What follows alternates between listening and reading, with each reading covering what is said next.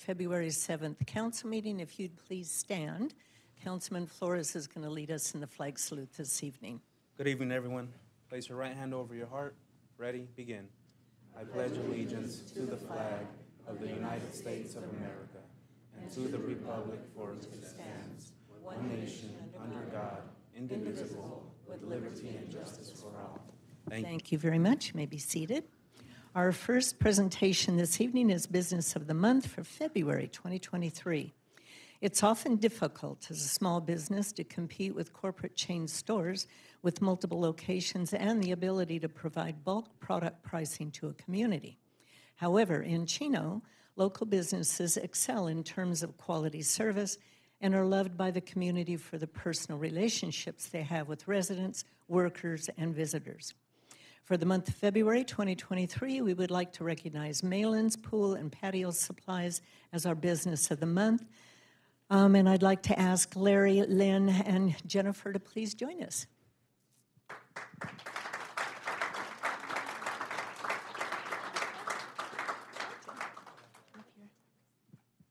don't bite, I promise. Hi, Larry. Nice seeing you again. You too. Come on up. Okay. Established in 1958, Malin's is a family-run swimming pool store that provides a wide range of services, including repairs, new equipment installations, tile cleaning, and acid washing. They also offer comprehensive pool remodeling, including plastering, tiling, deck repair, and replacement, and more. The store is stocked with pool cleaning and maintenance chemicals, cleaning equipment, toys, parts, and decorations to help transform your backyard into an oasis. Malin's Pool and Patio Supply is very active within the city of Chino. Larry's a founding member of the Chino Mounted Posse, which was formed in 1990, and he's been an active volunteer since its inception. Over the years, the store has sponsored various sports teams and programs within the community, as well as sponsoring trophies for the Chino Junior Fair and participating in 4-H FFA auctions. As a longtime member of the community, Malin's makes a conscious effort to purchase products and services from other local businesses whenever possible. These purchases have included office supplies, job supplies, parts, printing, and more. When performing repairs or renovations to pools, spas, and backyard enhancements, Malin's contracts with local professionals for jobs out of their scope of work. The owners of Malin's love being in Chino, and despite the population growth, they appreciate that Chino still has that small town feel. They enjoy running into customers at other shops or restaurants on a daily basis and are grateful for the customers who have become friends over the years. The families have served for so long now that their children have become the next generation of pool owners and Malin's customers. Please join me in congratulating Malin's Pool and Patio Supplies for providing quality pool and spa goods and services to the city of Chino for generations and for being our February 2023 Business of the Month recipient. Now we have, darn it. We have a plaque for you that reads, "Congratulations to Malin's Pool and Patio Supplies Incorporated. February 2023, Chino Business of the Month. The city of Chino thanks you for being a part of the Chino community." So you have that. And then we also have a certificate from Senator Rubio, Susan Rubio. On behalf of the California State Senate, it's my privilege to present you with this certificate in recognition of your selection as Business of the Month. I commend your commitment in ensuring high-quality service to the residents in the city of Chino. Thank you for your invaluable contribution to California's 22nd Segment District. Congratulations. That's signed by Susan Rubio. Now, would you like to say a few words? Jennifer, oh, come on, you have to say something. Go ahead. Thank you, everybody. We're very honored to be nominated for this, and we love being a part of this community.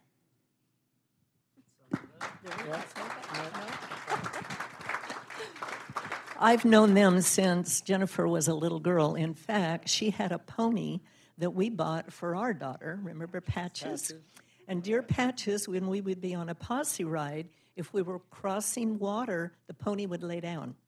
So we'd have to yell at my daughter, get off, get off. Patches would go down. We'd have to get him back up again. But you warned us about that when we bought him.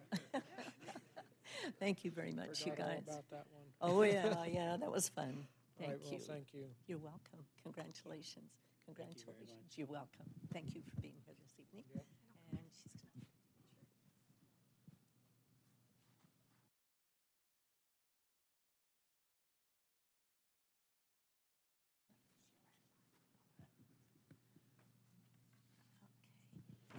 Now, if you operate or own a business in the community and would like to, you would not, let me start all over again.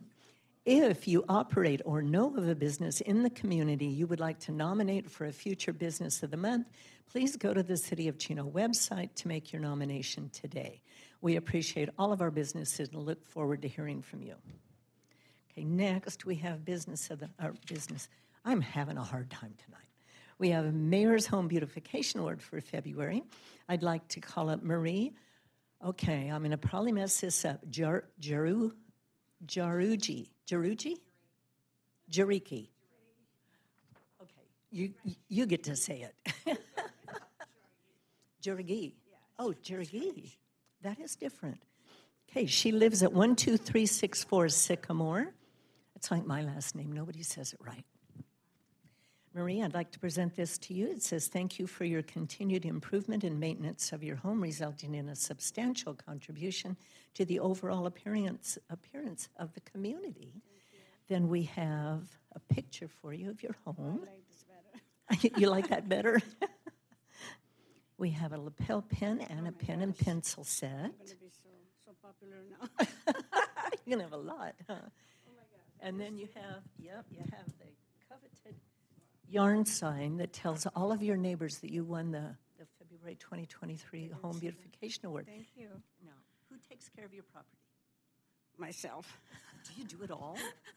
Not the gardening, but most of it, yeah. Most of it? Yeah, Well, it's I have a gardener, but and how other long, than that, what? how long have you lived there? 47 next month. Oh my gosh. Yes. Long time. Yeah. Well, thank you very much for Oh, you're the welcome. pride Thank you. show in your home. Thank you so much. You're welcome. And we want to get a picture of you Okay. with all of your goodies.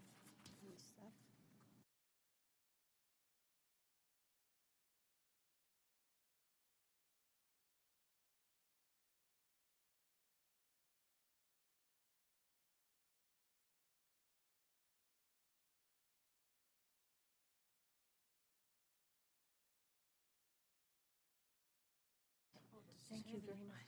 Just heavy.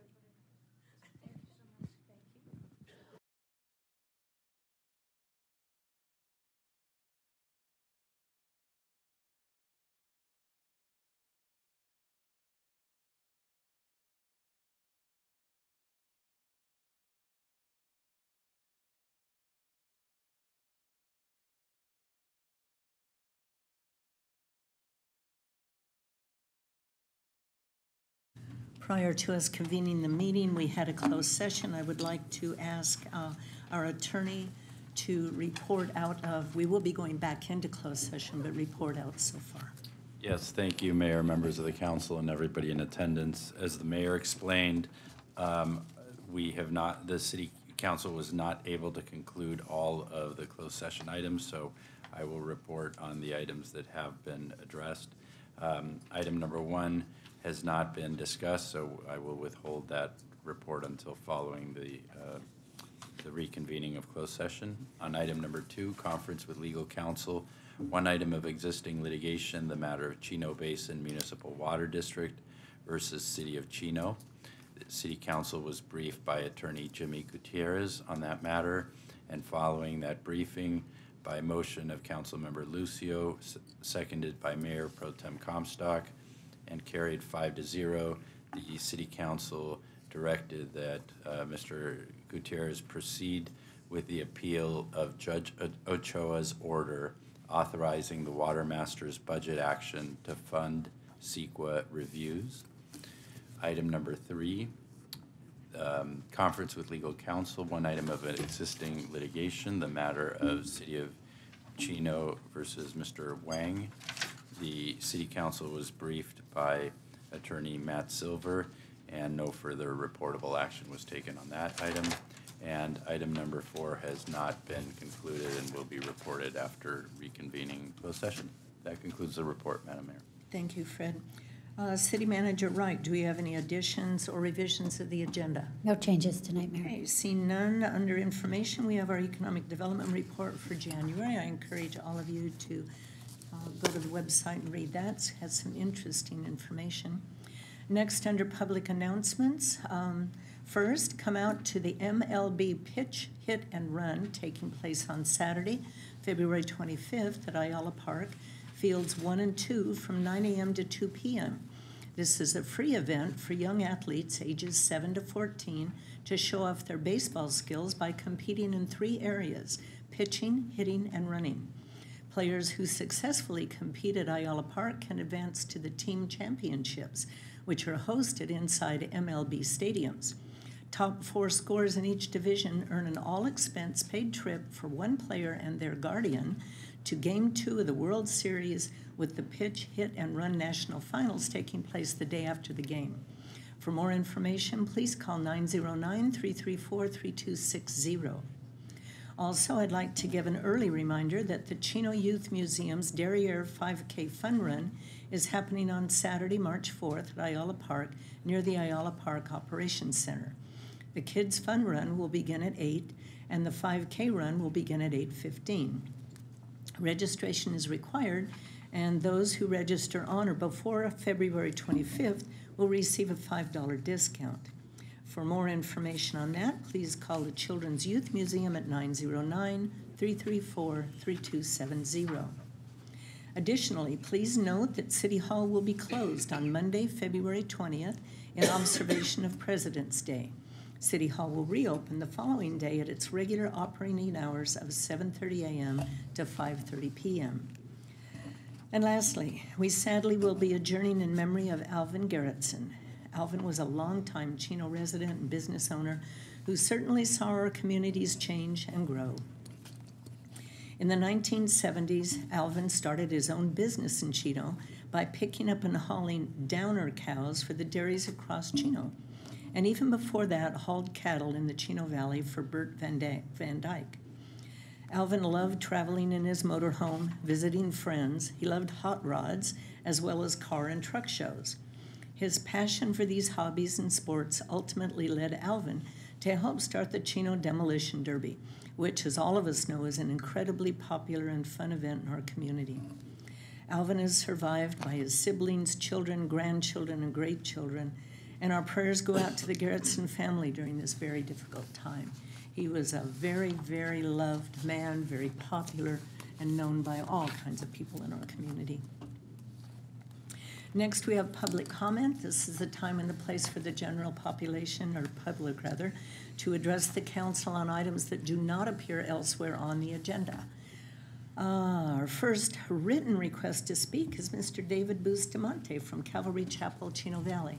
And David's going to lead us in an invocation, and I invite all of those who would like to participate to please stand.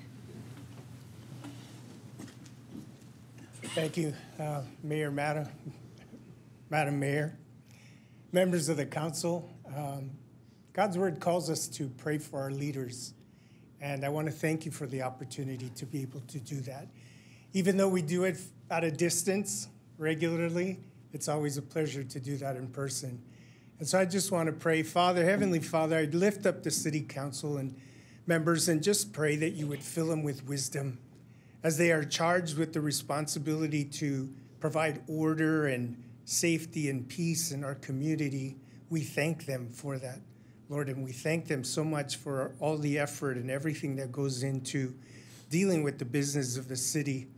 And Father, we also want to thank the first responders that are here, law enforcement, fire department, medical staff, that lest we forget how much they do for us and how they serve us on a daily basis, Father God. We just want to thank them and thank all their families for just cooperating and freeing them up to spend the time and energy that it takes to do their jobs and fulfill the roles. We thank you for them and pray for their families as they're away from them, that you would have your hand on them and keep them safe, Father God.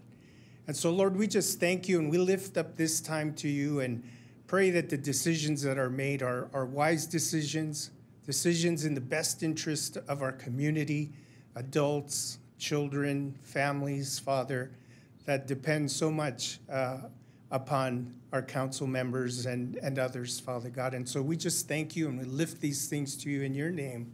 Amen. Amen. Thank you. David. See you tomorrow. Okay. Next written request to speak is Julia Cabrera from the Chamber.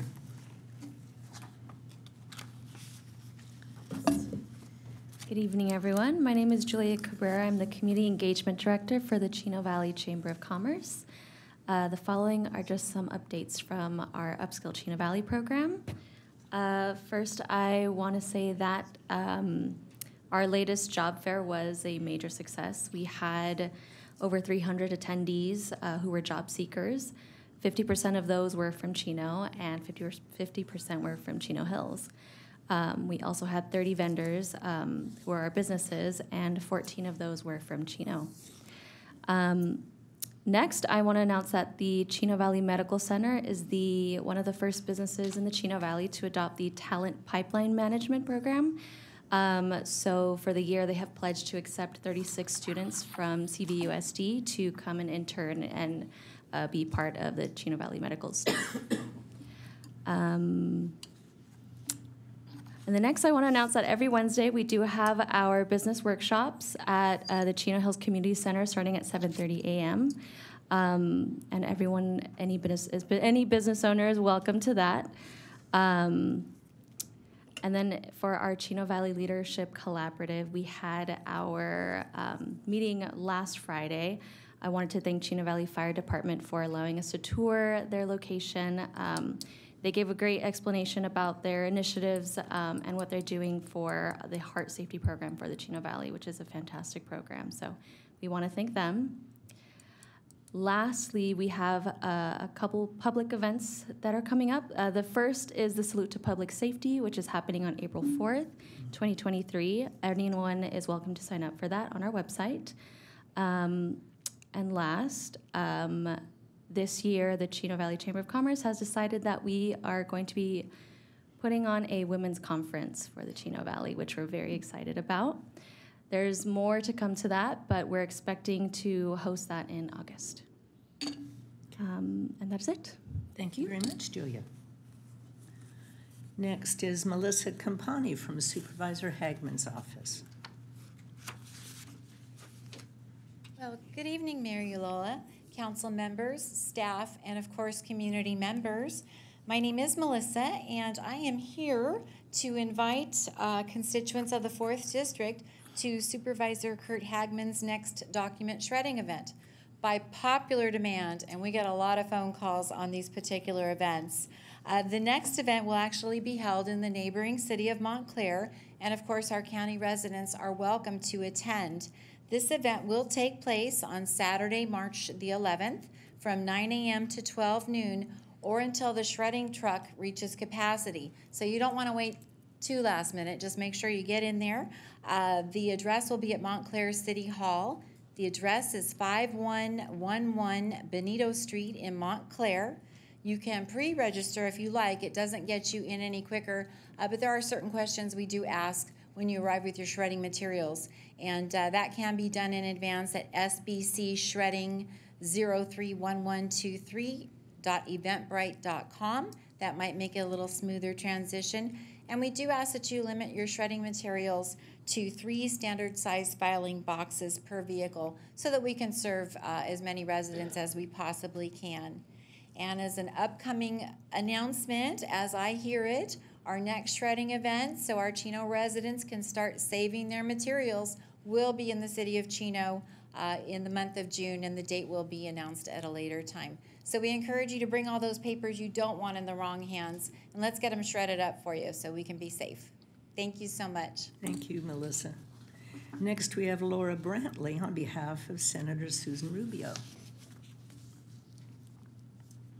Good evening, Chino. Thank you so much to Mayor Ulloa and to the council for having me.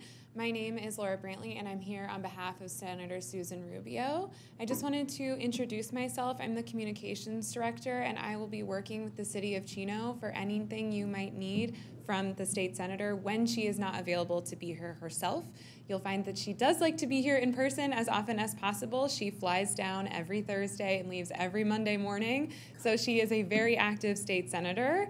We will try to be as present as possible. I will certainly be here every Tuesday, so if you need anything, please reach out. For those of you who have not worked directly with our office before, let me just take a second to tell you a little bit about my boss, as I'm sure you want to know more about her than you do about me. She is an advocate for survivors of domestic violence. That means she is a strong advocate for public safety and law enforcement officers. She is a champion for regional housing, and she works very closely with cities and counties to make sure that they have the funding, that you have the funding that you need to work on problems that you see here at home. We know that Sacramento is a long way away. As long as we want to be here, as much as we want to be here as often as possible, you see those problems up close and personal every day. So we want to arm you with the tools that you need to solve those problems here at home, here in the cities. So that's a little bit about her, but if you ever need anything, want to schedule a meeting with her, and that goes for community members as well, please reach out to us directly. I'll make my contact information available, and we try to get back to everyone on the same day. Thank you so much for having me. Well, thank you for being here, Laura. And next, Diane Boudreau. Have not seen her in a long time. How are you? Doing well, Mayor Ulloa, council members, thank you. I'm here, not certain what the position is of the council.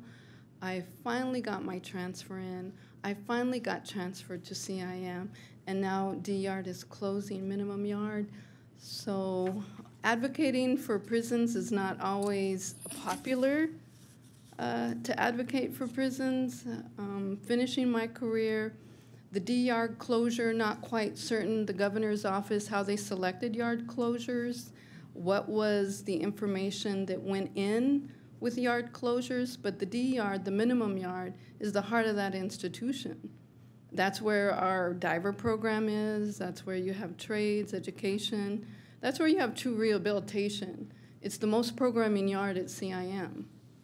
It is the most programming yard.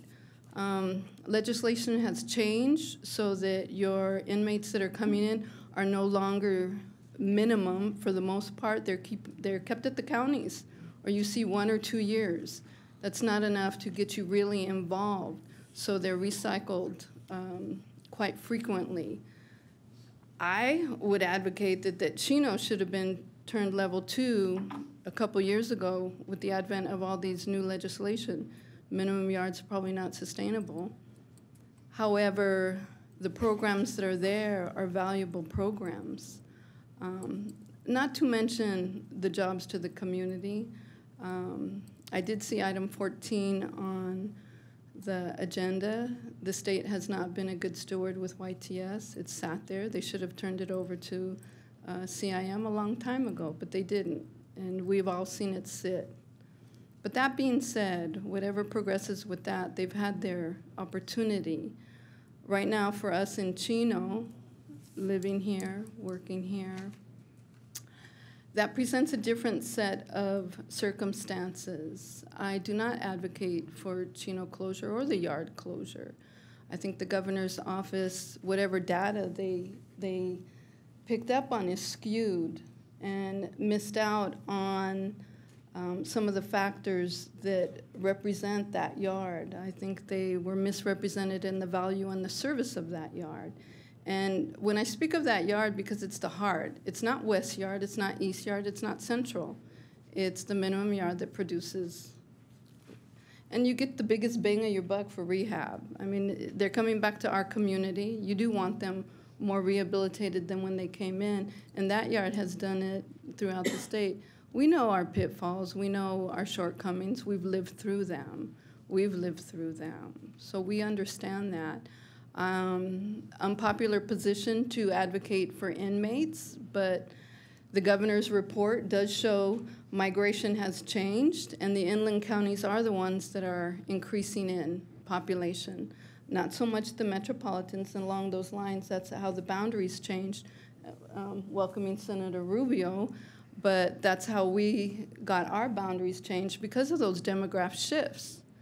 So if LAIE are the lion's share of inmates into the state of California, and you have maybe 8 or 9 institutions south, you still don't have enough institutions to house all those inmates. Rightfully so, you don't. We'll say YTS is gone. We had hopes for that. That was a trade line like no other, celled housing. But for Chino, the unpopular position I have is to advocate that that yard remain open or repurposed to a level 2, because the minimum yards probably up and down the state are not getting the biggest bang for their buck. But level 2 all day long, we can accommodate level 2. That diver program, there's nothing like it in the rest of the state. It's exclusive to us. But we also offer trades and education. And so I'm advocating for it to remain open. It's set on the calendar, the governor's calendar, to close. And it's unfortunate. I'm not certain how they came up with those, identified those institutions. At any rate, it's good to see everybody, and I appreciate your time, and thank you. Thank you. And Diane, maybe you can have an opportunity to talk to Laura. I will. Thank you. Okay, thank you. And our last written request to speak is Mr. George Rogers about noise.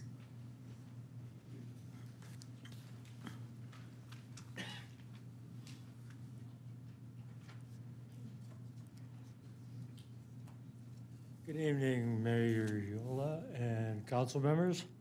Been a long while since I've been here. My concern is for my well-being. I live on Chino Avenue across from the veterinarian's office. I'm here to speak about a noise issue involving barking dogs at the Chino Hills Animal Hospital at 3415 Chino Avenue, across the street from my home. Since the animal hospital has expanded their service to include the pet resort and daycare service, the noise from barking dogs occurs on a daily basis for extended periods of time throughout the day. They've established an outdoor exercise area where they have a resort and the dogs gather together. Barking can be heard outside and inside my home throughout the day. I've attempted to resolve the issue with the owner, Mr. Steve Dunbar, with no results. Actually, I do have some results, but anyway. I filed numerous noise complaints with the city of Chino, the Humane Society, the watch captain of the police department. As far as I can tell, there's been no action taken to reduce the noise and barking that continues daily.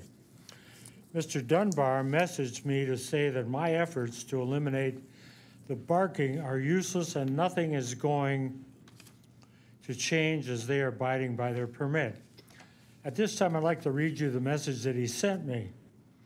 George, I hear you called the police again today. I thought we had an understanding that you will need to wait until construction is done. You seem to be questioning whether we are doing an addition. If that is true, call and ask someone in the planning or public works and ask them. I've been truthful with you, and you seem to understand that I would do what I could, which is nothing. So either you want to continue to harass the office, or you have some inability to remember what we talked about. Your calls result in a waste of police service. Honestly, they consider the source of the call, which is you, and they don't come out. They just call because they know that we are conducting business in a manner that our permit is approved for. I explained before that if you play nice, I will be as accommodating as possible. If you do not play nice and continue to harass my tenant, I will no longer put any effort to accommodate you. So far, you have not abided by what we agree on. I don't have a recollection as to those things, but we've never seen a notice from the planning department that said the veterinarian's office was going to open a resort and a daycare center for dogs. All the dogs that they're bringing in are right behind the vet's office, and they're behind it on the east side. The noise comes directly across the wash in the front of my home every day. I have a lovely patio. I can't sit on it. I have a nice front porch. I have a nice piece of property, or I did. Now all I can hear is dogs barking every day. I've talked to the police department. I have talked to code enforcement, Mr. Herrera. I've talked to a number of people, and I'm getting nowhere. And it's difficult to deal with. That's my statement, and I'm sticking to it. Well, George, thank you. For Hopefully you can help me. Chief, can you get with George afterwards, and perhaps Nick? Maybe the two of you can get Mr. Rogers' information and or meet with him this evening.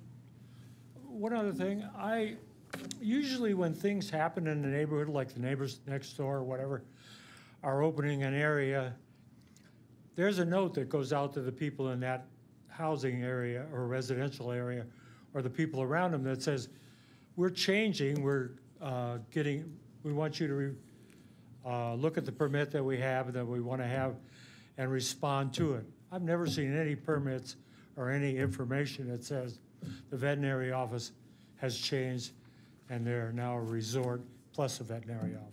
Yeah, I'm not familiar if they actually changed their permit or not. Maybe, Nick, that's something you can look into and advise Mr. Rogers. And I have a question. Did you contact the Inland Valley Humane Society? And if you did, what did they tell you? I have a report on file with them. Yes, I did call them, and they said because it's a business, they can't deal with it. That's it. I have police report numbers that I can show people where I've been looking at this situation for a long, long period of time. And the message that I got from Mr. Dunbar kind of made me really go after this in a more furtive way. Well, I feel for you. We have a neighbor that has a dog that. I have a that's neighbor not that has barking. 30 dogs. Yeah. So I can only imagine. I think, yes. One is bad enough. Well, I've been here since 1984, which you and I have seen each other before. So Yeah. anyway, hopefully you can help. We will try. Thank you very much, Mr. Rogers. Now, those are the only written requests to speak I have. Is there anyone in the audience that would like to address the council on any item that is not on the agenda?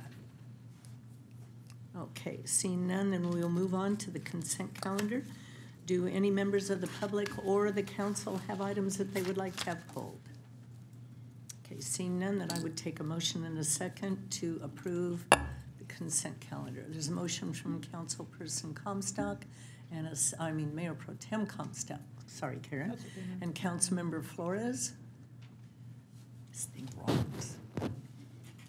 And the consent calendar passes unanimously. Under public hearings, item number 9, annexation to the landscape and lighting district for the Chino Hills Animal Hospital. In addition, their addition project, 3415 Chino Avenue, PL 180106. This is to approve resolution number 2023-007, ordering the annexation of PL 18-00106 into the landscape and lighting district number 2002-1, annexation zone number 89. I'd like to declare the public hearing open and ask for a staff report from Jesus Plasencia, our Assistant City Engineer. Good evening, Mayor and members of the City Council. On February 19th, 2021, the Development Services Department administratively approved PL 18-0106 for the construction of a 2,907 square foot building addition to the existing Chino Hills Animal Hospital located at 3415 Chino Avenue. The conditions of approval for the project require the construction of public improvements along the property frontage along Chino Avenue in accordance with City Municipal Code. The conditions of approval also require the owner to annex the property into the city's landscape and lighting district to levy an annual assessment for the maintenance of streetlights located in the right-of-way along the property's frontage. There are 2 steps to annexing a property into the city's landscape and lighting district. The first step was completed on December 6, 2022, when the City Council approved resolution number 2022-080. This resolution declared the city's intention to annex the property into the landscape and lighting district and also approved the engineer's report, which estimates the annual assessment to be levied for the streetlight maintenance. The second step is in the process is conducting the public hearing tonight. The owner has filed the required petition to be annexed into the landscape and lighting district and also filed an assessment ballot in favor of the annexation with the city clerk. The annual assessment for the property is estimated to be $258.45 for the first year. But the actual assessment will be based on actual costs, which is subject to change annually to account for maintenance and energy costs, changes up to the annual consumer price index for the region. Therefore, city staff recommends that the council approve resolution number 2023-007, ordering the annexation of 3415 Chino Avenue into the landscape and lighting district number 2002-1, zone 89. That concludes my report. I'd be happy to answer any questions. Thank you, Jesus. Do you happen to know what this addition is going to be used for, this new building? My understanding is that it's to expand the veterinary services. Okay. So it's the actual structure of the hospital itself. Hospital itself? Yes. Okay. Is there anyone in the other audience that would like to address the council on this item? Okay, seeing none, I'll close the public hearing and turn it over to council comments. Any council comments? No? Then I would ask for a motion and a second to approve item number 9. There's a motion from Councilman Lucio, second from Councilman Flores, and the item passes unanimously. Okay, next, under new business, item number 10, approval of an agreement with Polk, Vida, and Bearer. Approve an agreement with Polk, Vida, and Bearer, Los Angeles, California, in the amount of $40,000 to appeal the denial of the 2022 motion challenging Watermaster's budget action to fund CEQA reviews. I'd ask for a staff report, please, from our utilities engineer and operations manager, Mr. Dave Crosley. Good evening, Mayor Ulloa and members of the City Council. The Chino Basin Water Master exists as an extension of the San Bernardino County Superior Court to administer the 1978 judgment that apportions water production rights in the Chino groundwater basin and to provide a forum for Chino Basin stakeholders to address groundwater management issues. Chino Basin stakeholders consist of producers of local groundwater, including industries, agriculture, and cities and water agencies. Occasionally, when an approach to address such an issue is not fully supported by the stakeholders, the matter may be brought to the attention of the court for disposition. One such matter involves disagreement among the stakeholders regarding a recommendation to perform a programmatic level environmental evaluation of potential impacts represented by a recently updated overall management plan describing a wide variety of potential stakeholder activities that could be implemented over the next several years. Some of the described activities may be required, and some of the activities may be discretionary. The described activities would have associated costs of implementation, and it is not known at this time if the stakeholders are inclined to implement the described activities, which are considered discretionary. Despite the uncertainty of whether or not discretionary activities are desired by the stakeholders, an effort to perform an environmental evaluation of potential impacts has been included among the Water Master's annual budgeted items that will be assessed to the stakeholders. The city, along with some but not all other stakeholders, objected to undertaking and paying for the environmental evaluation effort before the stakeholders determine which of the discretionary activities are truly desired.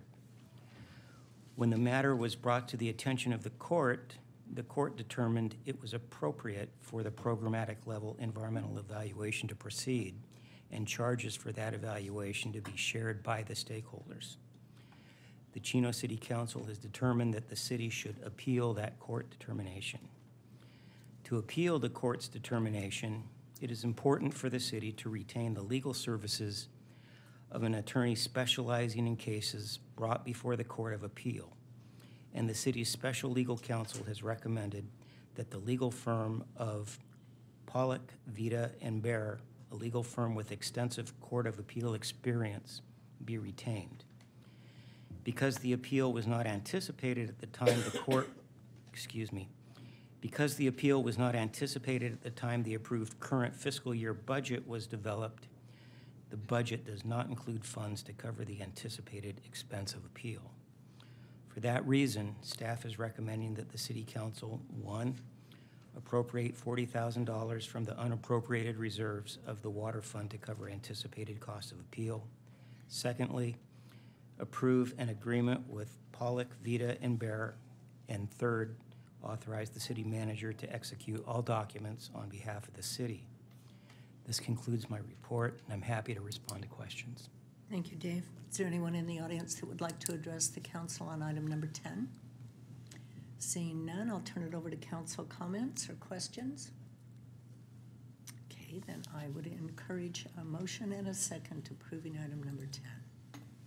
Motion from Mayor Pro Tem Comstock, second from Councilman Flores. Item passes unanimously.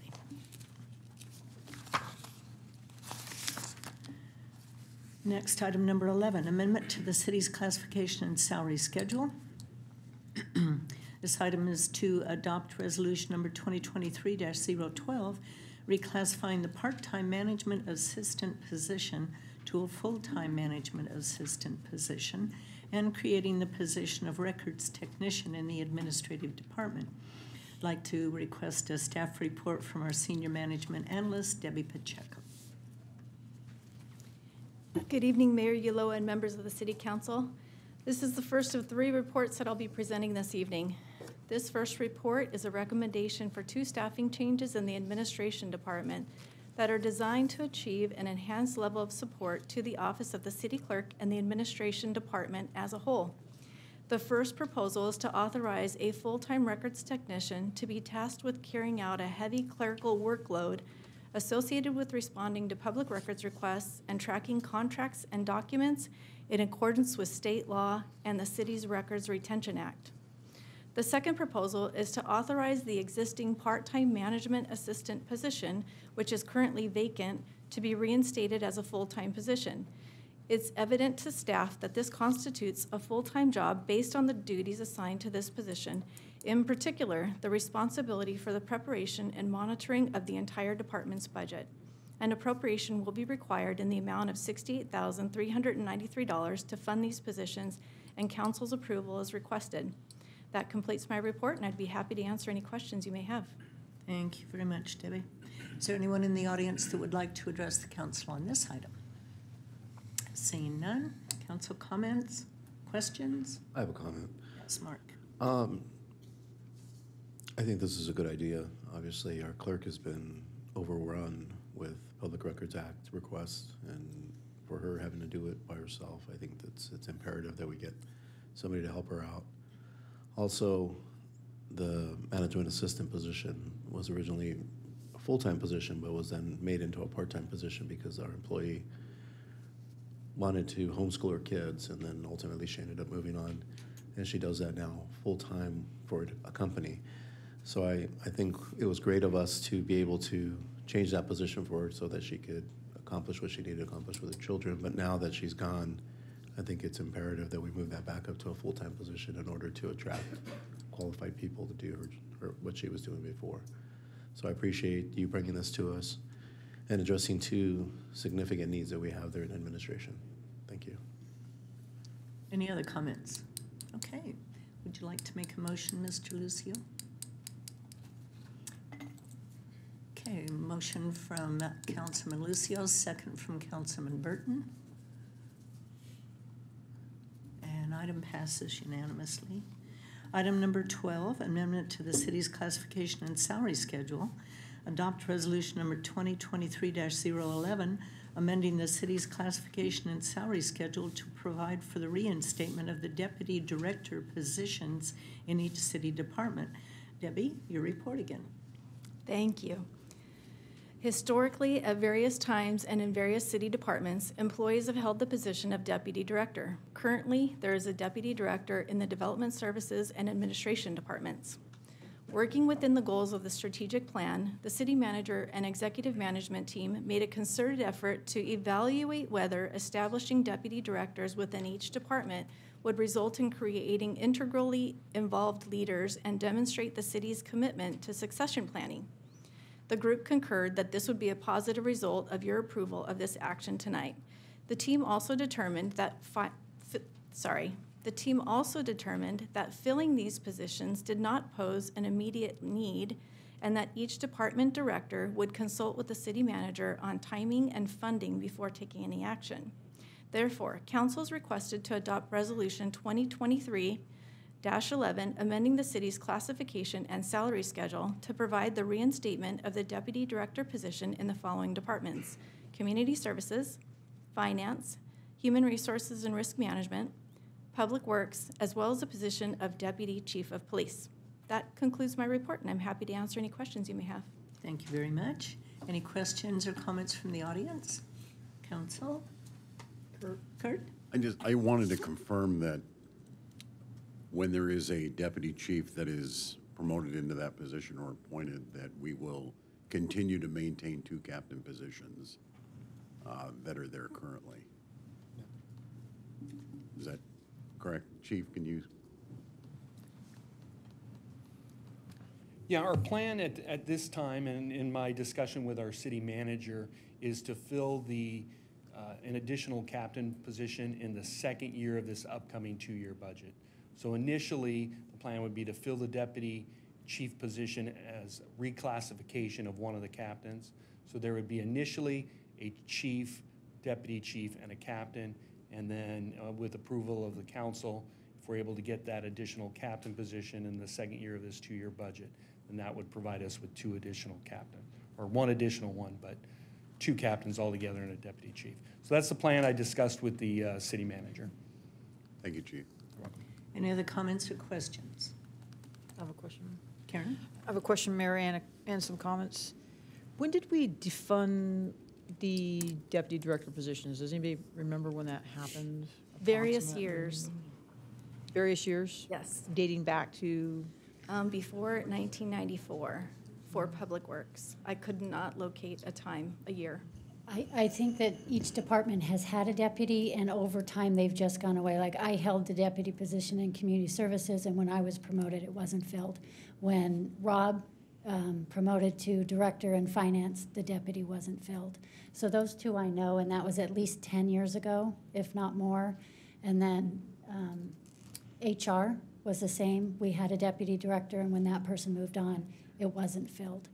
So every department has had a deputy over time, but I would say at least 10 years back is when we lost the bulk of them. And development services also didn't have one, but in the reorg 3 or 4 years ago, then one was added there, and one was added to administration about 3 years ago. I know it's been a while since we've had those positions, and I think over history, we have reevaluated those positions as become vacant, and during different budget issues or during different economic cycles. Not that we're in the best economic cycle right at this moment, but I do like the idea of us reinstating them with the permission of the city manager to be promoted back into as we look at the budget and our finances moving forward. For all the reasons stated in the staff report, I know that a lot of our directors, their responsibilities haven't gotten less. In fact, they've increased, including changes in law and legislation in every department, what we're now required to do with different state mandates. So I also like the idea of us giving an opportunity for different employees in different departments to have a succession plan. I think that's good for all of our directors and for our employees and for the city to have a vision for that. While I did read in the staff report, it doesn't guarantee, obviously, that that person would become the director, but I certainly think that there is benefit in developing that skill set into the next generation of employees. So I'm happy to see us moving back in this direction. I think it provides additional opportunities for our employees to increase their responsibilities and their their professional skill set as well. So thank you. Okay, if there's no more comments, I have a comment. Go ahead. I also want to piggyback off of what Mayor Pro Tem Comstock said. You know, we lost our human resource director. We had really no succession plan. There was no deputy director there, so we had to hire somebody from the outside. And not that hiring from the outside is not a good idea, because I think it is, but it would have been nice if we would have groomed somebody for that position. Same thing, I think, when we had a city manager but no assistant city manager. I think you start losing, because this is a big city. You know, we're close to 100,000 people, and we're still growing. And to have one person responsible for everything, then you start losing certain things. You know, not maybe overseeing something as closely as you should, and having the ability to split roles and split responsibilities, I think is essential. So I think looking at this, you know, it's one, it works out for grooming people for our next leaders, but two, it helps share responsibilities so that as we start moving forward and we start becoming more constituent based, we're really trying to focus on our residents to make sure that we provide them a level of service similar to what we used to do when we were smaller. I think this is something that needs to happen in order for us to continue. If that's what we want, if that's truly the direction we want to go in, then this is something that we truly need to do. So I appreciate you guys looking at this. I appreciate you guys bringing this to us, and I agree with what we're doing right here. Thanks. Well said, Mark. Okay. We need a motion and a second. Motion from Councilman Burton, second from Mayor Pro Tem Comstock. Item passes unanimously. Item number 13, introduction of ordinance number 2023-002. Approve this ordinance, which is an ordinance of the City of Chino amending Chapter 2.24.070 of the Chino Municipal Code Personnel System. An ordinance of the City Council of the City of Chino amending Chapter 2.24 of the Chino Municipal Code Personnel System. Once again, our staff report will be provided by Debbie Pacheco. Thank you very much. This is my final report before you tonight.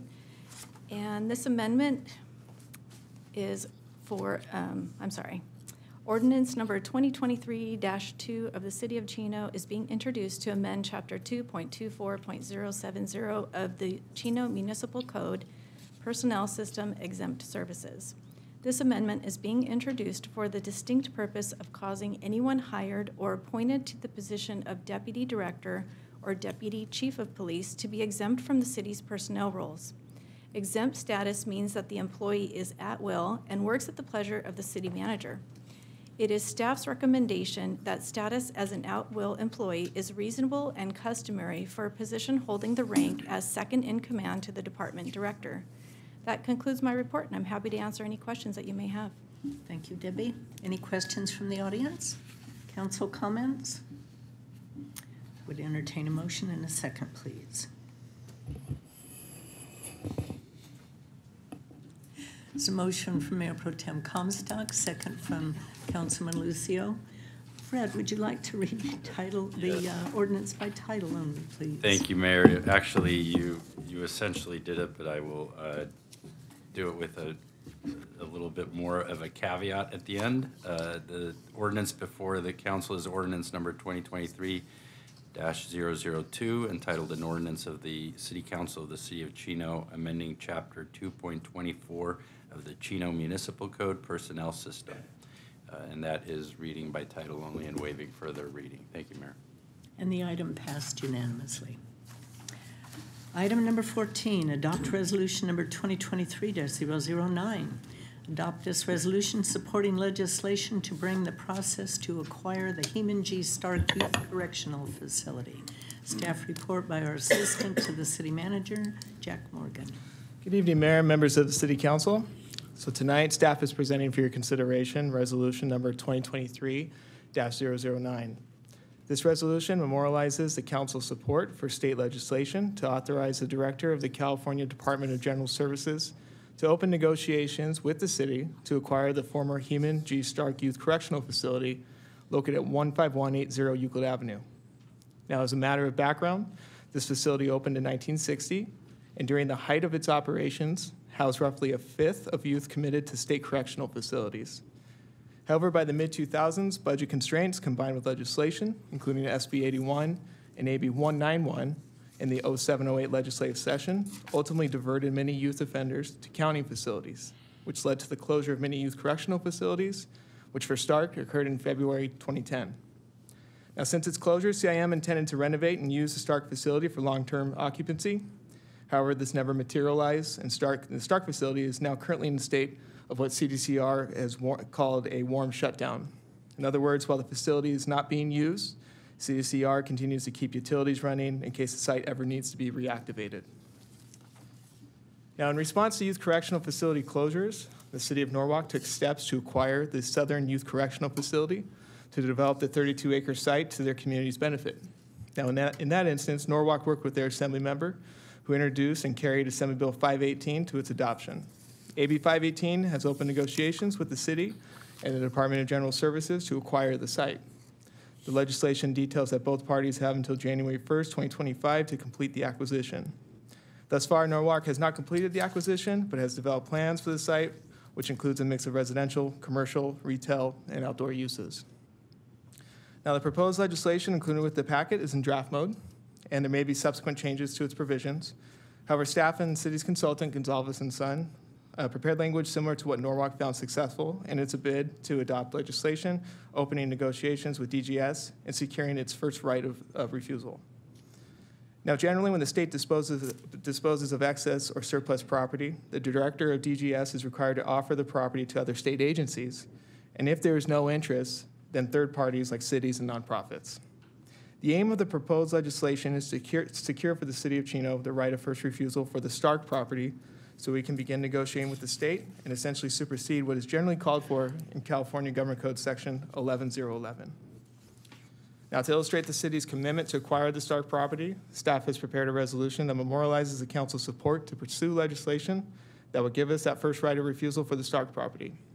Now, since the January 10th workshop, Gonzalez and staff have already been working with the Department of General Services, CDCR, State Senator Rubio's office, Assemblymember Rodriguez's office on the city's efforts to acquire the site.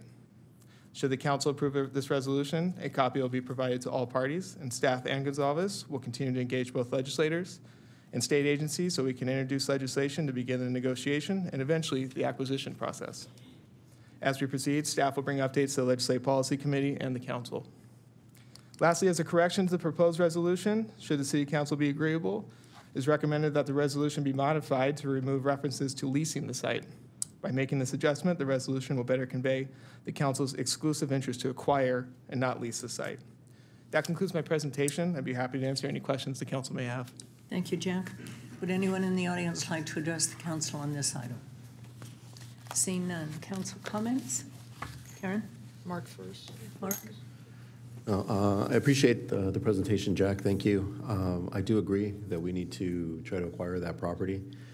When they closed Fred C. Nellis and Whittier, they acquired that property. They developed some housing there as well as some commercial. And it's right in the middle of the main thoroughfare, which is Whittier Boulevard. The same thing is what we have here in Chino. We have this facility, the Stark facility. It's located right on Euclid Avenue, and it's heavily traveled. So to be able to get some control of it, one, it's in blight. I mean, it looks awful. The state will never do the improvements that's required on that site to improve the roadway. So getting control of it would allow us to work with probably a developer that we'll have to bring in that will develop or do at least the improvements along the street, but also to bring some much needed commercial into that area.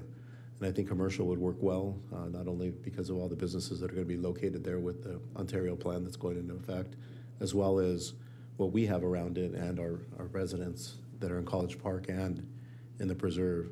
So I do like the idea. I wish we would be able to get some sort of public transportation down there too, but I don't foresee us being able to do anything like that anytime soon in the near future. But obviously Euclid Avenue would be an ideal location to do that. But I appreciate you bringing this to us, and I'm a firm believer this is something that we need to do before somebody else gets a hold of this property and develops it in a way that we don't like. Karen? Thank you, Mayor. I want to thank staff for bringing this proposal to us. This is some of the good work that also came out of one of our most recent workshops together as a council when we met and talked about our future and how it is we want the city to look. So thank you to our staff for not just bringing that to us in the workshop. Some of the public was also in that workshop, but this is a really good option for us. This significant amount of acreage in this section of our community, as Councilmember Lucio has already stated, it's in a part of our city that's going to help define what that area of our city is going to look like. And we certainly are talking a lot about local control. We, in the last city council meeting, also talked about Euclid Avenue. This is a significant part of all planning down there for us in the future. And versus be at the mercy of the state for them to sell that just parcel by parcel and be at the mercy of whatever decides to go down there. If we can acquire this with the assistance of our legislative advocate, as well as our senators' help and other people, our other legislators that are going to help us accomplish this, I think we have an opportunity to go down there and develop a master plan and explain to our community what we hope it looks like, what we think that the market industry will support down there, as well as give some input to our residents and business owners down there, what we hope that this significant portion of our town will look like in the future. So that concludes my comments. Thank you to everybody that's working on this. And I too hope that we are successful in the same way that Norwalk was with their acquisition of this property. So their property as well. Thank you, Jack. Any other comments? I have a question. Jack, just for, I guess, community, for the community to know, how big is this property? So the entire parcel is 214 acres. The actual site itself is 110 acres. I know in the draft legislation we have that blank for now. Ultimately, as we're working with DGS and CDCR, we can probably determine how much of that site they're going to be willing to work with us on. But those are the two acreages that we're working with. Curtis, did you have any comments? No comments. I'm excited about this. I think there's a lot of possibilities with this, but I'd like to dream beyond just the normal rubber stamp housing commercial. We've got an opportunity. This is quite a large piece of acreage, and there is a large groundswell cry of wanting locally grown produce.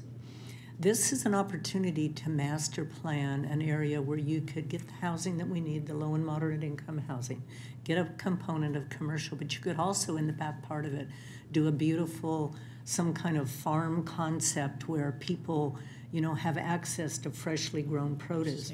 Yeah, as you know, Amy's Farm is under threat of being evicted and going away, and that is such a popular venue in Ontario. And it's just a shame that we've lost almost all of our heritage, and this would be a golden opportunity to grasp and grab some of that back and preserve something that communities don't have anymore for their constituents. Farmers market, we could work in conjunction with Cal Poly, who farm part of that, they farm part of that land now for feed for animals, but it could be changed to an organic type farm produce where people can buy stuff locally. So I'm excited about it. I think we could really get some really good possibilities out of this piece of land. Thank you, Jack. With that, I would encourage a motion and a second. And just to clarify, before the motion, the suggestion was to remove the word "or lease" and the references in the resolution. Yes, does anyone object to that? Thank you. Okay. Okay, motion from Councilman Flores, second from Councilman Burton. And that item passes unanimously. Next on the agenda is Mayor and Council reports. I have item number 15, and it's to approve 2 letters and a proclamation. And I think this is a very critical item on our agenda, and I'd like to read the report because I think it contains some very important information. For background, on December 29th, 2022, Riverside County Sheriff's Deputy Isaiah Cordero was killed by a longtime criminal who had been released on bail despite committing previous violent crimes. In this most recent incident, the individual was just convicted for imprisoning and torturing another person, which served as his third strike. Granting this individual bail gave him little incentive to return to court for sentencing, and given his violent nature, presented a clear danger to law enforcement and the public. The City Council of the City of Chino will always support the Chino Police Department and our neighboring law enforcement agencies. Kara Hudson, the San Bernardino County Superior Court judge presiding over this case, demonstrated a lack of discernment and negligence in granting this violent individual bail. The City Council believes this judge should resign from her position or at the very minimum be removed from criminal court responsibilities. Therefore, in preservation of the public safety and in support of our law enforcement agencies, the City Council will consider, and if agreed, sign a letter requesting that the presiding San Bernardino County Superior Court judge, the Honorable Judge R. Glenn Yabuno, ask for the resignation of San Bernardino County Superior Court Judge Kara Hudson. Now, likewise, the City Council will consider, and if agreed, sign a letter to the Honorable State Senator Susan Rubio and the Honorable Assembly Member Freddie Rodriguez. This letter requests that both state legislators consider the impacts past legislation has had on law enforcement in our communities. If signed, we hope this letter will begin a partnership to turn back short-sighted legislation that releases criminals into our communities. And lastly, City Council will consider and collectively sign a proclamation reaffirming our support of law enforcement and expressing our sadness in the loss of Riverside County Sheriff's deputies Isaiah Cordero and Darnell Calhoun. This signed City Council proclamation will then be presented at a future Riverside County Board of Supervisors meeting. I think it's very, very important that we start taking a stand on these issues. And if this City Council is the first to do so, then I would encourage us all to approve this item, sign these letters, and hopefully start a movement that will improve what's going on in our state. With that, I would request a motion and a second of approval. There's a motion from Councilman Flores, second from Councilman Burton, and it's passed unanimously. Thank you very much, Council. I think this is a very critical issue. Mayor, I have a question for the city manager now that we passed that. Yes, ma'am. Would it be proper for us to send a copy of this letter of support to Deputy Cordero's family so they have a copy of it? We actually have proclamations, and that's our intention. Okay, thank you. Okay, then my council report since our last council meeting. On Wednesday, January 18th, I attended the Omnitrans Plans and Programs Committee and the Chino Valley Champion ribbon cutting and open house. Thursday, January 19th, the Water Facilities Authority Board of Directors, the 9171 flyover ribbon cutting with council members Burton and Flores, and the Inland Empire Utilities District reception for Metropolitan Water District new board president Adon Ortega. On Monday, January 23rd, I attended the San Bernardino County Transportation Authority Housing Zoom meeting. Then Council Member Burton and I conducted one Planning Commission application interview.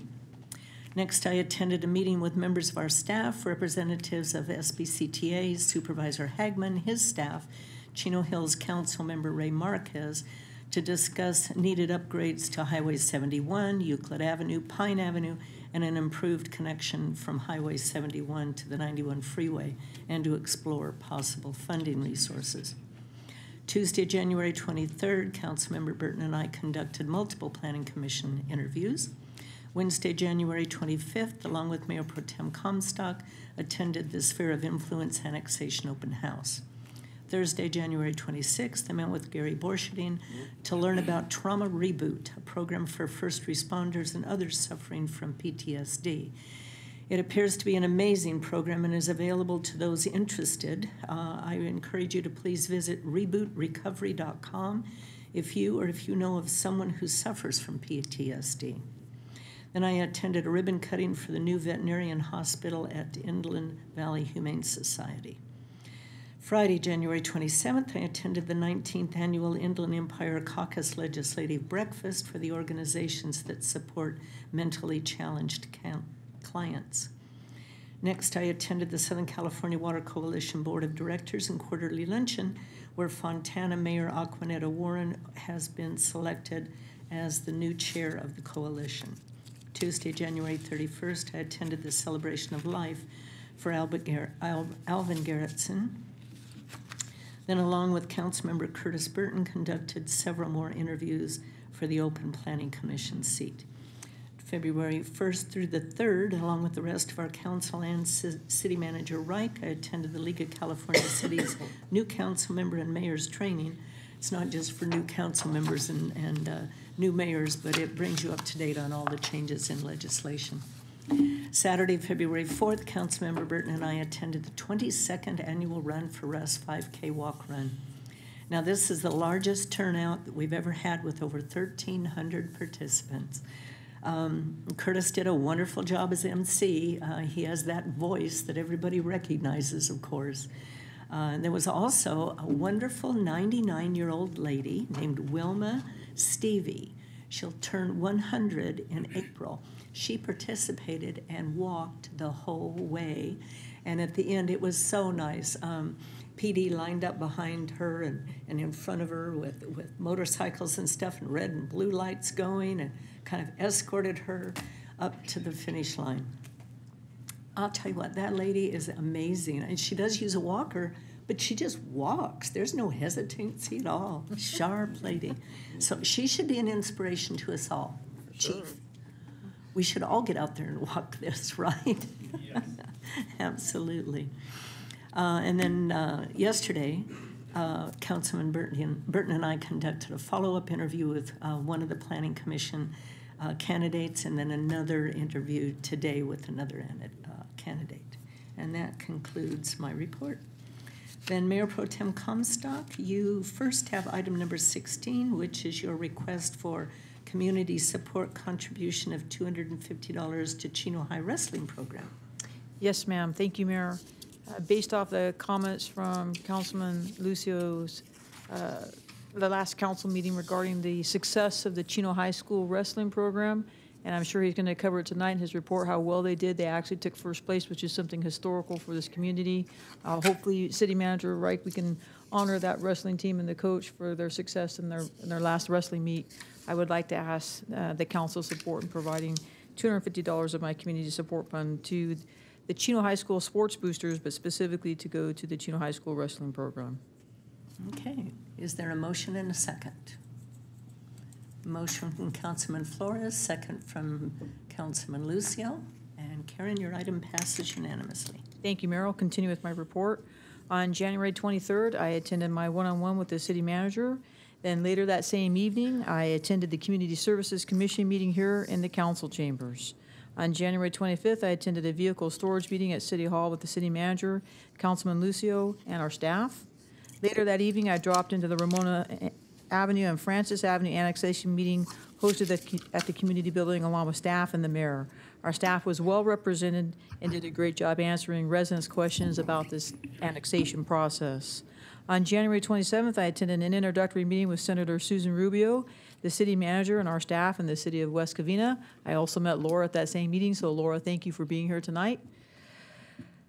On January 30th, I attended my weekly one-on-one with the city manager. On February 1st and 2nd, I attended the Cal Cities Conference in Universal City, where I was able to attend my annual, like the rest of us, our mandatory harassment and ethics training courses, and learn more about laws and best practices to help council members to be successful in our roles as elected officials. And at this session, I sat with some council members from the city of Monterey Park. They were actually very nice to meet that day. They did share some of the challenges and community grief that they're experiencing as a result of the loss of life in their community. And what is happening to their community is just simply horrible. And I would ask that everybody pray as a community that they can heal and move forward from this senseless loss of human life. But it was very interesting, Mayor, to hear their perspective on what happened there. They are. They are. And they are resilient. They said the community is really rallying around each other to support each other. On Monday, February 6th, I attended, again, my one-on-one meeting with the city manager, which brings me to tonight. I attended our closed session with our city attorney and the council and staff at 6 p.m. prior to this meeting. Just in some of my closing comments, this is the time of year that we celebrate Black History Month. We're fortunate to live in a diverse community such as Chino that is made up of such diverse backgrounds and cultures. I just simply want to acknowledge the members of this community and thank them for their contributions both historically and our daily lives here as a community. I've only missed 2, but regretfully I did miss the Russ Miller 5K Memorial Run this year. I was out of the state with my family, but I heard we had a phenomenal turnout with over 1,300 runners. As a founding member of that run committee, I just want to thank the community, the staff, the fire department, our staff for all the hard work that you do. It's just an amazing and great day. It was how phenomenal for that 99-year-old lady to participate and finish, and more importantly to our community for continuing to honor Officer Miller's service and sacrifice at this event every year. It just seems to be getting better and better every year, and I thank everybody for that. That concludes my report, Mayor. Thank you. Thank you. Councilmember Burton, you have item number 17, which once again is a community support contribution. You're asking for combinations of $500 and $250 for various nonprofits within our community. Thank you, Mayor. I'd like to ask the councils for their approval for the Chino Police Officers Foundation for the Run for Russ, $250, to the Chino Kiwanis Club for the Corn Feed Run Show coming up for $250, and then Chino American Little League, $500, and Chino National Little League for $500. Okay, with that, we need a motion and a second. Motion from Councilman Flores, second from Mayor Pro Tem Comstock, passes unanimously. Thank you. On January 18th, I attended the Chino Champion ribbon cutting. That was pretty amazing. I had an opportunity to meet Mr. Will Fleet over there. Very nice and interesting man. I'm really happy that the Chino Champion still continues to circulate here in this valley. They've been around a long, long time, and the way I understand it, they were one of the first, if not the first, businesses that went into the Chino Chamber of Commerce, which is pretty neat. On the 19th, the mayor and Councilmember Flores and I went to the 7191 Interchange Project groundbreaking ceremony. That same day, the Investment Advisory Committee meeting with Director of Finance Rob Burns and Councilmember Flores. I also attended the Metropolitan Water District welcome reception for Mr. Ortega, as well as the Chino Valley Unified School District Board of Education meeting, all that on the 19th. I didn't realize how many meetings you would be attending in this position, but you know, it's really cool. It really is, because it's showing me how much is going on in this community. I knew there was a lot going on in the past, but I didn't realize how much until now. So it's pretty neat. I really enjoy it. On the 23rd, with the mayor, we had planning commission interviews. I had my one-on-one with our city manager, as well as the community services committee meeting that I attended that night. On the 26th, the grand opening and ribbon cutting for the First Bank with Councilmember Flores down at Central and Schaefer. And then that evening on the 26th, I was invited to a community meeting with the pastor and associate pastors and community members of the East Sarang Community Church that is out there on Schaefer, just west of Benson on the north side. Really neat church out there, Korean church, very, very involved in our community. They actually asked me to please share with the audience. Everybody's welcome in their church. They have English-speaking sessions, and they really would like to have people join them. On the 28th, I attended the Chino Valley Historical Society meeting. There was a special guest that day. David Allen was there speaking, and he talked a lot about what was going on in the valley many years ago, as well as his experiences with the Los Angeles County Fair and the new book that he has recently written. February 1st, 2nd, and 3rd, the League of California Cities with the Mayor and City Council. That was an interesting academy, a lot of training there. On the 4th, I had the very good fortune and the honor of participating again in the Run for Russ.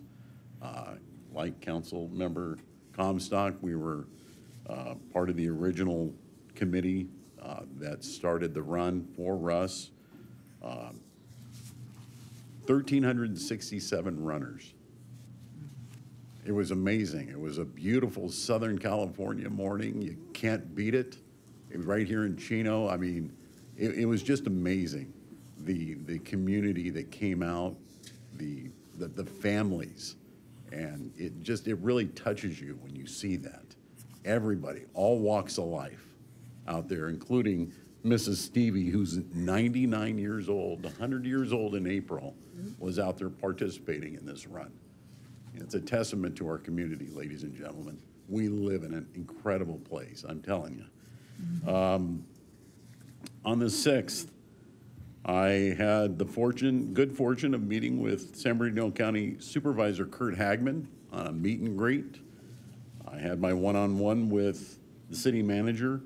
And then on the 6th and the 7th, the mayor and I participated in the Planning Commission interview finalists. And that is my report, Mayor. Thank you very much. I have to chuckle. I know Curtis had absolutely no idea that running for council would absolutely take up every second of his life once he got elected. But there is a lot. I know the general public just thinks, well, what's the big deal? You attend 2 meetings a month. Well, it's a whole heck of a lot more than that, right, Curtis? It sure is. And again, I'm blessed to be able to be up here and to participate and to represent our community. So it's an honor. It's it is truly an honor. honor. It really is. Okay, Chris, Councilman Flores. How do you follow that up? Man. Well, first I want to start off with asking approval from the council for community support contributions to Cub Scout Pack 205, Chino National Little League, Chino American Little League, and Chino Girls Fast Pitch. Each one is $500, and we need a motion and a second. Motion from Mayor Pro Tem Comstock, second from Councilman Lucio, and it passes unanimously. Chris. Thank you. So I'll jump straight into it. On the 18th of January, I, along with the mayor and Councilmember Burton, attended the Champion ribbon cutting and grand opening, and I just want to give just a shout out and a kudos to Zeb Wellborn and the Chamber of Commerce. What they went ahead and did, a part of the ribbon cutting is they actually took out a full page of advertisement on the for the newspaper, and a part of that advertisement there was this big, huge group photo that was taken there, so that was pretty cool. On the 19th of January, I attended the 7191 Interchange Project groundbreaking. That same day, along with Councilmember Kurt Burton, I attended the Investment Advisory Committee with Rob. That same day, I attended the Metropolitan's Water District Chair Ortega's welcome reception and update on California's water supply. On the 23rd of January, I attended my first Chamber of Commerce board meeting for this year, and that was pretty exciting. They have some good work coming up. On the 25th of January, I attended it was around 6 p.m. We had a collaborative leadership community project. So the chamber and this collaborative project that we're a part of, we've decided to do a community project, and that community project is basically a wellness project. And if you guys don't know what that is, stay tuned. There's a lot of great work coming up. On the 26th of January, I attended the first bank grand opening with Councilmember Kurt Burton, and just a fun fact about them, it's a family-owned business, and they are from St. Louis, Missouri. On the 28th of January, I attended the fundraising event for the Love Them All Foundation. From the 1st to the 3rd of February, I attended, along with the rest of the council, the League of California Cities Mayor and Council Academy. Yesterday, on the 6th of February, I attended a tour of KVCR and FNX with San Bernardino Community College District and their new executive director, Connie Leyva. And now, two more things. I wanted to share George Rogers. I don't believe he's here anymore. I think he left, but thank you to the chief and Nick for reaching out to him and getting his contact information outside. But one thing I've learned here on the council, and we say this repeatedly, is that our community members are the eyes of the city, and without Mr. Rogers coming up and sharing his challenges, we would have never been exposed to that. And lastly, I would like to bring the issue. Bring the issue for consideration and discussion for the council, and this is what I want to read. My fellow council members and the public may have seen the wrapped utility boxes in the public right-of-way in some of our neighboring cities, including Chino Hills, Montclair, Rancho Cucamonga, and San Bernardino County.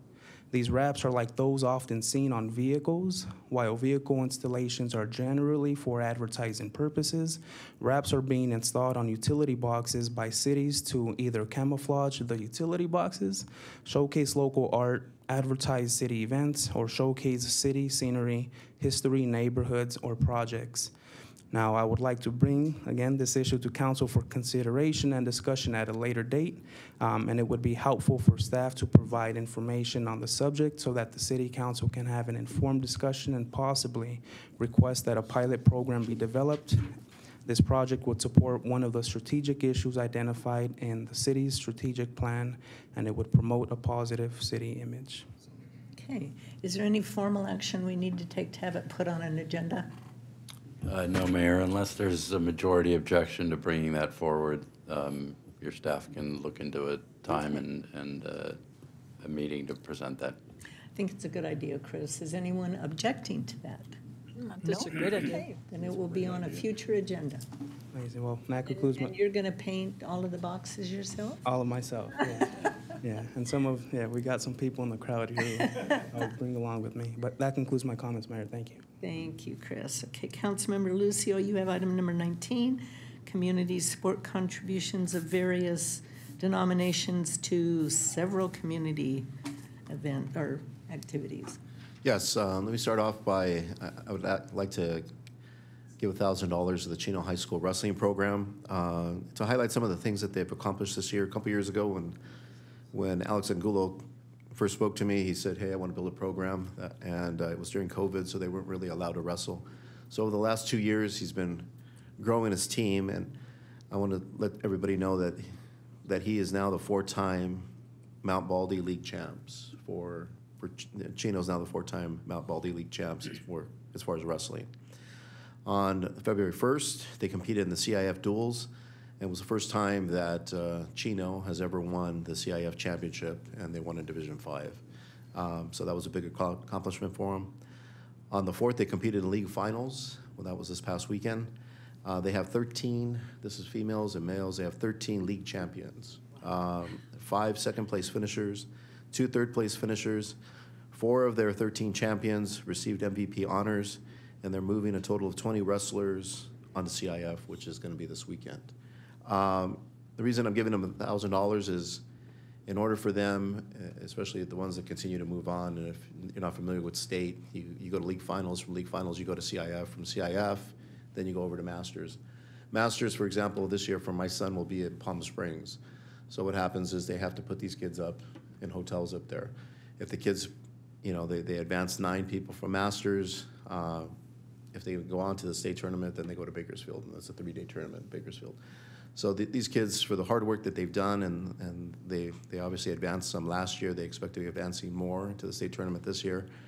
I just want to make sure that they have the money to be able to put those kids up in a hotel if they need to be up there, so that they don't have to worry about. That's one of the least things that they need to worry about. They need to worry about making weight and then winning. Also, I want to also give $1,000 to the Chino Boxing Club. The reason that is also high is because their major fundraiser that they were supposed to have this year, because of some complications, was canceled, and they didn't have their major fundraiser that they normally have. And I want to give $500 to the Chino National Little League. Mr. Sir, I got an email basically saying that unlike a lot of our leagues because of travel ball, they normally aren't filled. Kevin Cincinnati sent us an email basically saying that their league is almost completely full, which is kind of, it's unheard of nowadays because travel baseball takes so many athletes from these divisions. So for him to be able to drum up that type of activity there, I feel that they're doing a great job over there, and I want to continue to support them. Chino Neighborhood House just moved to a new location. They purchased their own building, so obviously I want to help them out so they continue to do that.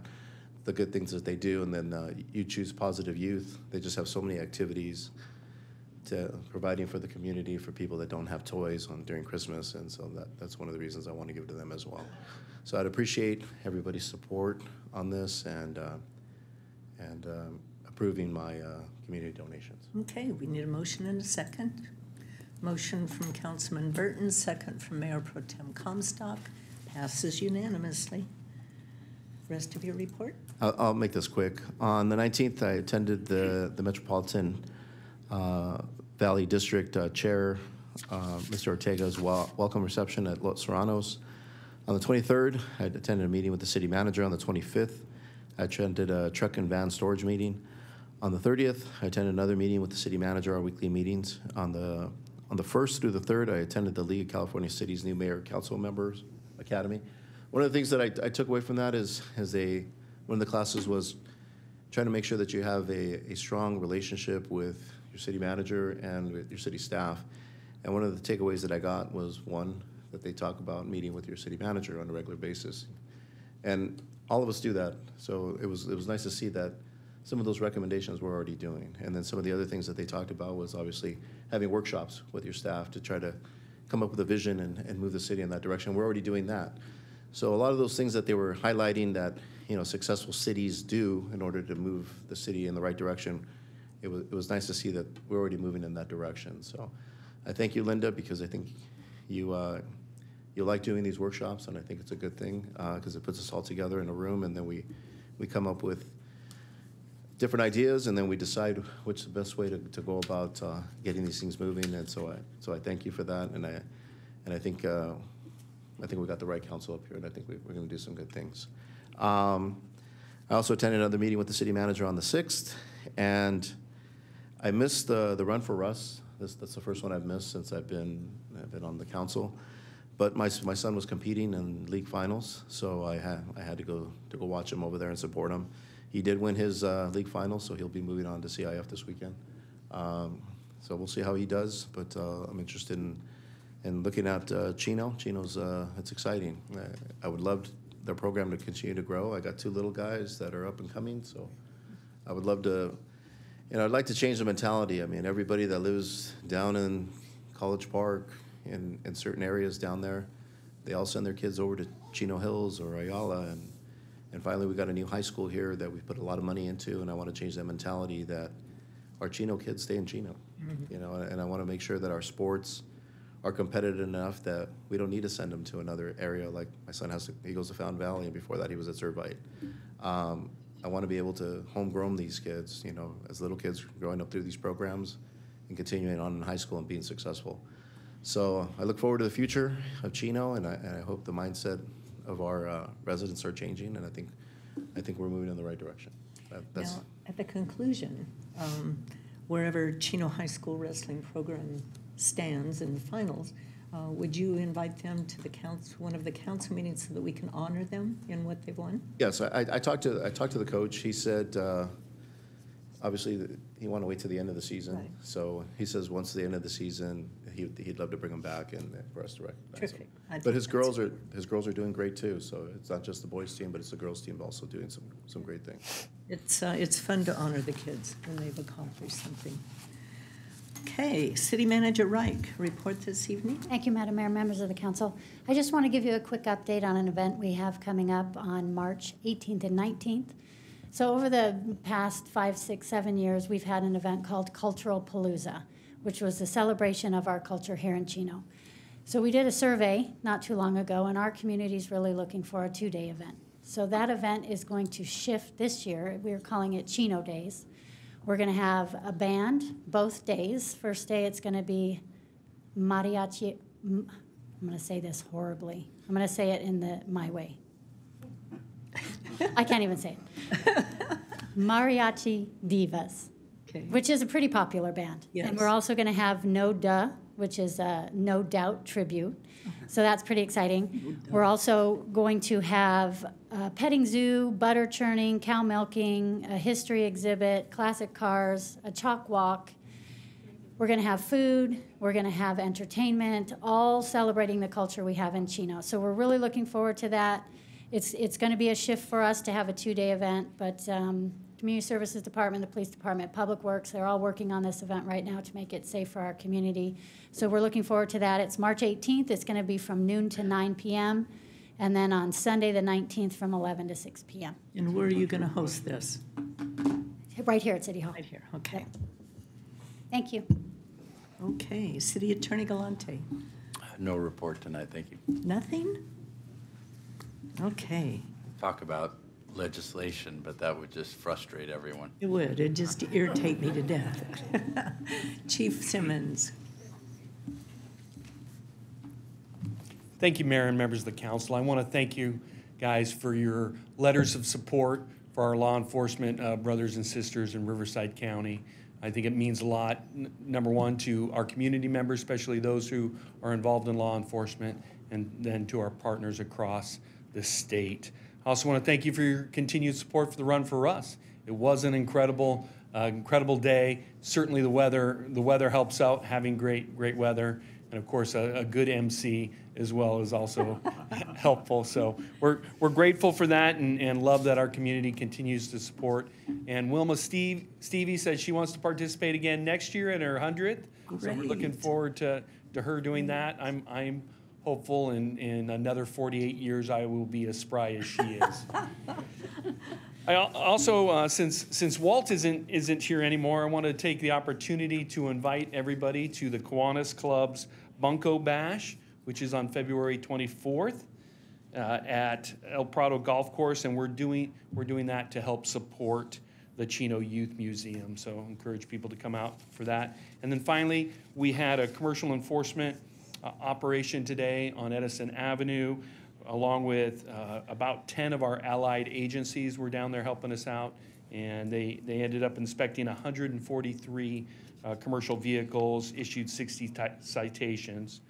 It was a very successful event, and again, continues to get the message out there that if you're gonna drive commercial vehicles in the city of Chino, they need to be safe, they need to be properly equipped, and they need to be on the correct roadways. Absolutely. So that's all I have tonight, unless you guys have any questions for me. No, just congratulations on the great run. It was fantastic, and so many officers were there. Yes. It was nice. And then it was I was going to say was it the San Bernardino Sheriff's Academy? Yes, in the Orange County. How many members were there? I had to have been over 100, 120, 130. Yeah. That is so cool to see them room because it's all in cadence. Yep. And of course they say whatever it is they say, and it's rah-rah. It's just really cool. Very, very motivating. Yes, it was. It was a great run. And it's hard to believe that he's been gone that long. It is. But the community continues to honor him. Yep. You know, which is pretty special, especially when they said, it would last 3 or 4 years and then dwindle away? Yep. It's getting bigger. Absolutely. Congratulations. Deputy Fire Chief Dean Smith, you're with us this evening. Thank you, Mayor Ulloa, members of the council, community members. On behalf of Dave Williams, I have a short report for you, hopefully, and finish this up. So during the month of January, Chino Valley Fire District personnel responded to 1,139 911 incidents within the fire district. Also kind of shifting gears in terms of some of the things that we've talked about in terms of ambulances. At various times, we have shared with this council and our community the measures that the district has taken to support this community by working with the county to provide emergency ambulance services over the last year and a half, while the incumbent ambulance provider, AMR, struggled to provide timely ambulance response to our community and the county at large. I'm pleased to provide an encouraging update on our progress, and that is this, that the County of San Bernardino published a request for proposal for an RFP for ambulance services for this county. This is significant because this marks the first time that the ambulance services in this county have gone out for a competitive bid process for both 911 and interfacility transports. The fire district, along with fire departments and cities throughout this county, are working through ConFire JPA to be able to strategically offer a response for proposal or bid for those competitive bid processes. We remain hopeful that our participation in this process will result in a more resilient and service-oriented ambulance transport experience for the members of this community and the county at large. Last, and switching gears completely away from ambulances, is that the fire district continues in its planning phases for Fire Station 68. It's going to be located in Chino Hills, but will also, to a certain extent, serve the city of Chino as well. And that's located at Soquel Canyon Parkway and Pipeline Avenue. And I just wanted to say that we appreciate the letters of support from the mayors and the council, and as well as city staff and the police department as well. That concludes my report, and unless you have any questions for me, thank you. Thank you for being here, Dean. Thank you. Okay, with that, we will adjourn in memory of Alvin Garrettson. Our next regular meeting will be held on Tuesday. Mayor. Oh, what? We're going to have to recess back into Oh, closed I session. forgot. We won't be adjourning. We're going to be recessing back to closed session. Then we're going to be adjourning in memory of Alvin. And just as a reminder, the council will recess back into closed session to discuss items number 1 and number 4 on the closed session agenda as previously reported. Okey doke.